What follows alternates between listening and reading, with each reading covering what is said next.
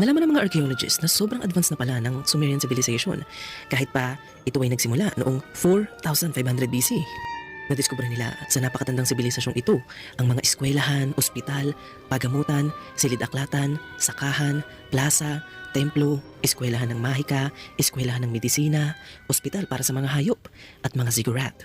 Ang lahat ng ito ay indikasyon na sobrang advanced ng sibilisasyong ito noong unang panahon. Isa pa sa mga nakakamanghang na diskubre sa lugar na ito mga ka-LA ay ang mga tablets na nagkukwento tungkol sa kanilang sinaunang relihiyon at mga Diyos. Ngayon mga ka-LA, ang mga Diyos na ito ay ang pinakamalaking banta sa kapangyarihan ng Biblia dahil hawig na hawig ang mga kwento ng Bible sa mga kwento ng mga sinaunang Diyos na ito. At napakaraming indikasyon na ang mga kwento sa Old Testament ay kinopya lamang sa mga clay tablets ng sibilisasyong ito. Ang mga Diyos ng sinaunang relihiyong ito ay tinatawag na Anunnaki, mga nagmula sa langit, bumaba dito sa lupa. Sila ang pinakaunang mga Diyos na sinamba ng tao. Sila ang pinakamalaking banta sa lahat ng relihiyon.